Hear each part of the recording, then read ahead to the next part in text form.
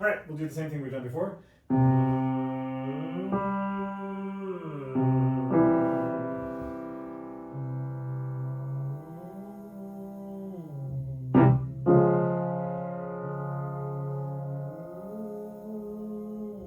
Last one. Now let's do one more.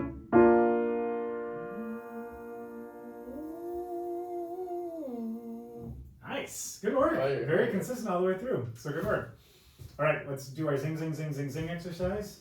So we'll have you look out the window. You're going to find a space that's all the way across the deck out there. And remember to focus it. Focus the sound, focus the finger. And we'll do zing, zing, zing, zing, zing. Zing, zing, zing, zing, zing. Good. Zing, zing, zing, zing, zing. Zing, zing, zing, zing, zing. Zing, zing, zing, zing, zing. Zing, zing, zing, zing, zing. Nice. Good. Do you feel do you hear the difference Yeah. from when you were doing like multiple fingers and stuff before? That's way more focused. All right, good. I just want to make sure that even though I took away some of the fun of you dancing around while you were doing it, there was actually a purpose. Tongue out. I'll just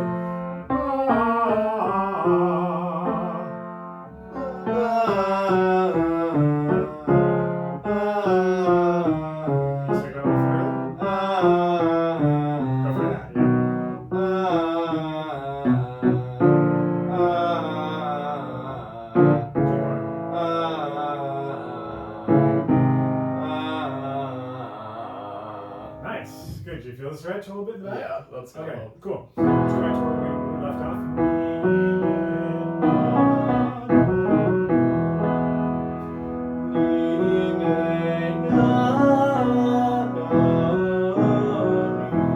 Good. So I'm sorry that I stopped you just after one. The space that we could get in the ah when you had your tongue out, there was just, it was, what I'm seeing now is on your ah, your tongue is pulling back. Ah, and then you're kind of starting to like choke on it, and that's the reason we get that strained sound.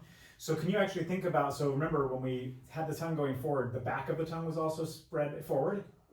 So I don't need you to do nee, na, na, not anything like that. But think about the idea of just pushing your tongue maybe a little bit forward to the tip of your teeth, na, and thinking about the back of the tongue moving forward a bit more. All right. Yeah? Yeah. Okay.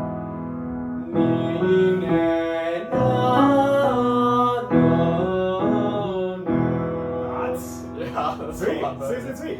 Not only could I hear more sound, but it sounded more like an ah vowel to me. So like, yeah, let's keep going. Keep going.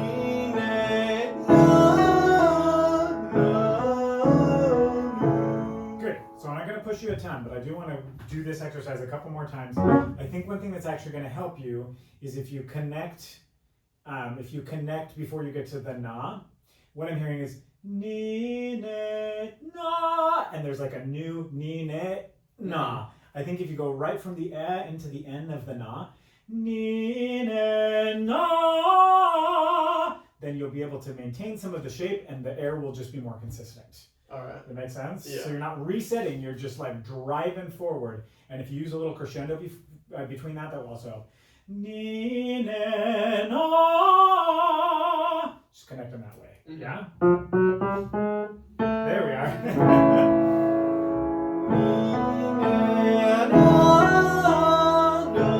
Good. We'll go down just a couple too.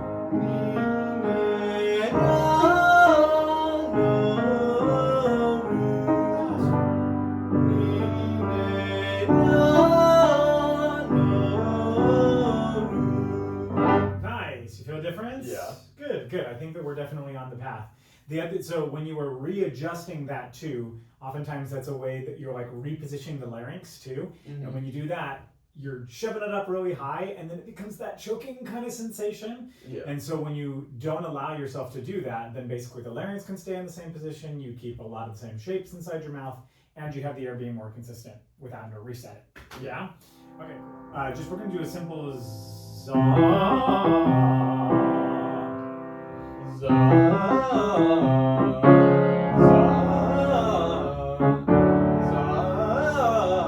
Change it now to Z.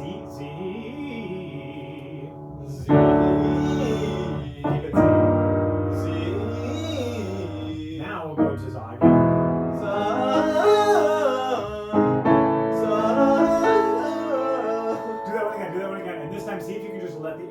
rush through. It might not happen, but let's see. Okay, you got some sound out. That's good. Good. So that was an A. Okay. And we have to sing a G. We can do that. The thing I will say is that it's tricky because it's like it just starts on a G, and that's a challenging thing to do. But it's just good for us to have reference points. Mm-hmm. Sometimes you can tell your body, oh, this feels too high. But then if you're like, no, I hit an A earlier, then you can kind of convince yourself to make that happen in those contexts. Can we start with anthem today? Let's do it.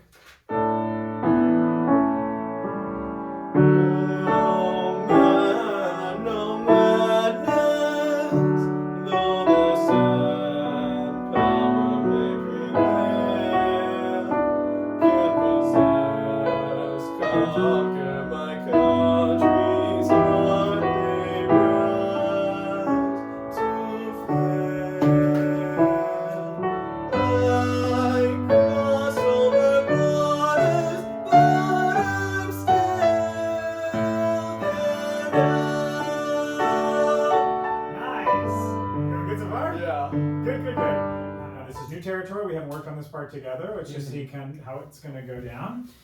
When you get up to this where can I start? Where can I start? One thing that I encourage you to do is thinking about energy basically going up from the bottom, almost like you're jumping on a trampoline or something like that. You feel all the energy you're putting down into the trampoline.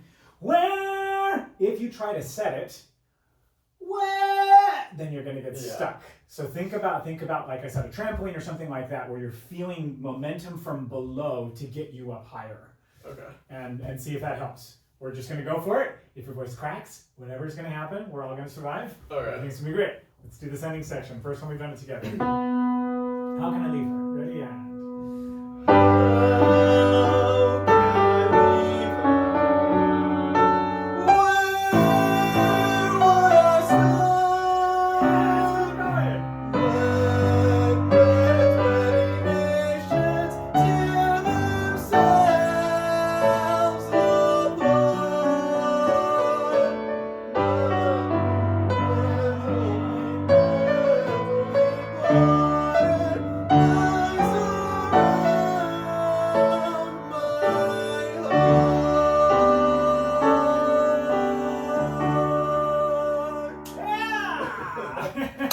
That's awesome.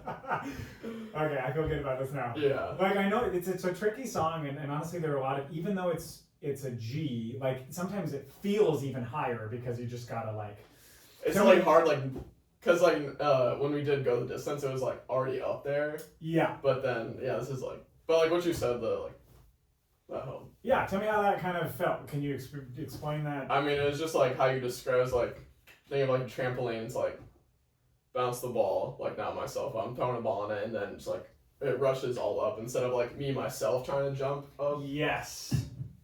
Yeah. Yes. Good. Okay, I'm glad that worked. Mm-hmm. When I'm thinking about where to go next with this piece, it's just trying to find purity of vowels more consistently. When we get to the as and the ahs, sometimes they still are fairly tongue driven, like the tongue is getting too involved and too in the way. Mm-hmm. And so we just want to try to see if we can unify vowels. So let's do just a couple of unifying vowel exercises. Great.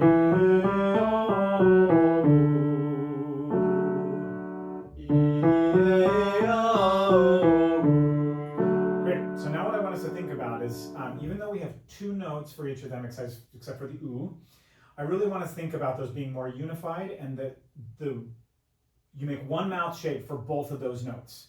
So it doesn't have to be e-e-o. That's where mouth is changing on all of the notes. Mm-hmm. E-e-o.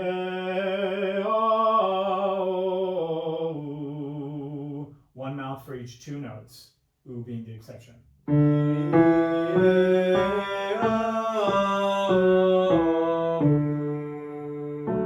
Good.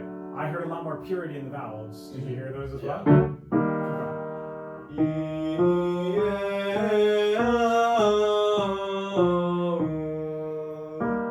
The eh was the only one where it started to fuzz away, but otherwise I think you got it. So keep going.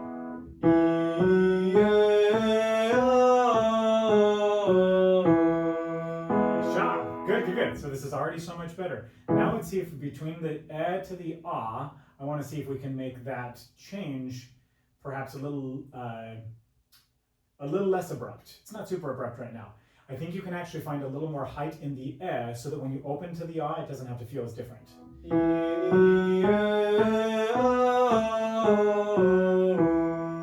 Yeah. Good. Two more of these just so you get nice and fit.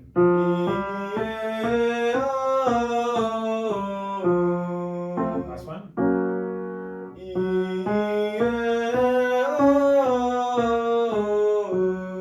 Good. So now you have a similar shape, but I think you're actually just getting a little pinchy just in general.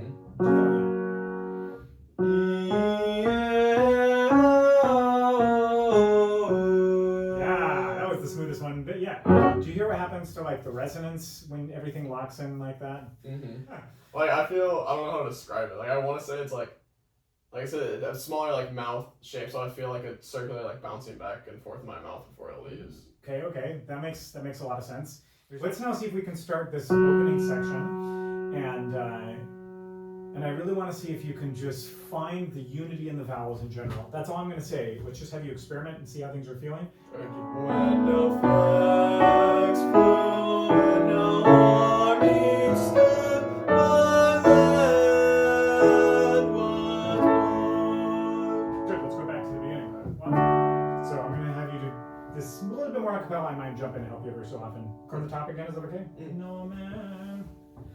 No man, no madness, conquer my country's heart, they rise to fail. Good. I think things are sounding good. I actually don't really have any notes right at this moment. Is it feeling more unified? Is it feeling more like it can flow? Great. Pick up to page 40. And you wonder will I leave her, but now so trust the unifying vowels even though you're getting into the high range. I cross over waters, but I'm still there now. Yeah. How's that feeling? Really good. Does it feel different Yeah. than it was before? Can you describe the difference? It feels a little more relaxed for me, but still focused. Like slow is smooth, smooth is fast. Like that's kind of what I'm thinking, because before it's like, yeah, I need to hit this note, and then I feel like tense, and maybe my voice is still tense at the top, but less tense than before. Yes. I'm glad you brought this up. In the way that I like to think about this too is I think about so essentially when we're doing the right techniques, oftentimes it can look and feel easier to us, right? Maybe that sounds like intuitive or whatever, but I like to think about watching like really good athletes. And when you watch them, you're like, oh, it looks so effortless.